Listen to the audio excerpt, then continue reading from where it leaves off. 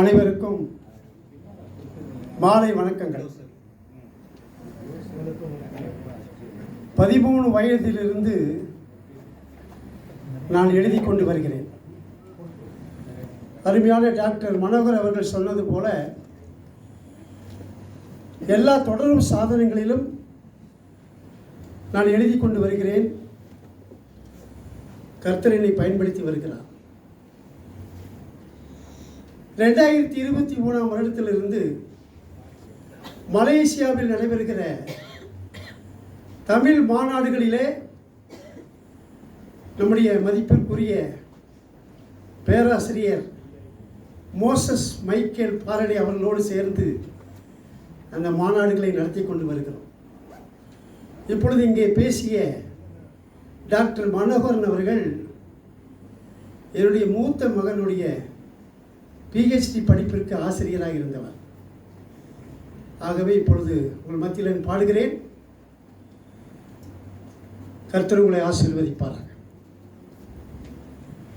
அண்ணன் தம்பி அக்கா மாரே கொஞ்சம் கேளுங்க, தாத்தா பாட்டி பெரியோரே கொஞ்சம் நில்லுங்க, அப்பாக அம்மா வச்ச பேரை நினைச்சு பாருங்க, அந்த பெயரு கேட்ப வாழணுமே என்ன சொல்றீங்க?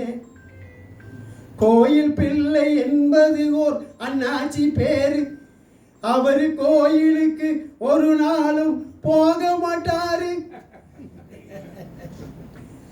கோயில் பிள்ளை என்பது ஓர் அண்ணாச்சி பேரு, அவரு கோயிலுக்கு ஒரு நாளும் போக மாட்டாரு.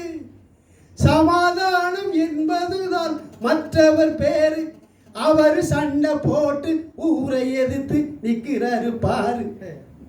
அண்ணன் தம்பி அக்கா மாரே கொஞ்சம் கேளுங்க, தாத்தா பாட்டி பெரியோரே கொஞ்சம் நில்லுங்க, அன்பம்மாள் என்பது அந்த அம்மா பேரு, அவங்க அடுத்த வீட்டு பெண்ணோட தினம் தகராறு.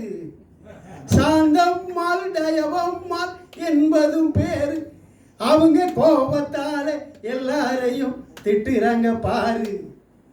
அண்ணன் தம்பி அக்கா மாரே கொஞ்சம் கேளுங்க, ஜெபராணி என்பது ஓர் தங்கையின் பேரு, அவ ஜெபிக்காம வேதத்தை வாசிக்காம ஏமாத்துற பாரு.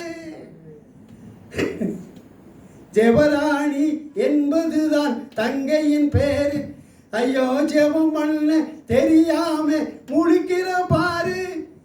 வேதமுத்து என்பதுதான் தம்பியின் பேரு, அவர் வேதத்தையே ஒரு நாளும் படிக்க மாட்டாரு. அண்ணன் தம்பி அக்கா மாரே கொஞ்சம் கேளுங்க, தாத்தா பாட்டி பெரியோரே கொஞ்சம் நில்லுங்க, அம்மா அப்பா வச்ச பேரை நினைச்சு பாருங்க, அந்த பெயரு கேட்ப வாழணுமே என்ன சொல்றீங்க? பெயரு கேட்ப வாழணுமே என்ன சொல்லுறீங்க? பெரியோரே சிறியோரே எண்ணி பார்க்கணுங்க, கிறிஸ்தவர்கள் என்ற பெயர் இருந்து நமக்கும் பயனேது? கிறிஸ்து நம்மில் இல்லை என்றால் வாழ்ந்து நமக்கும் பயன் ஏது? Praise the Lord.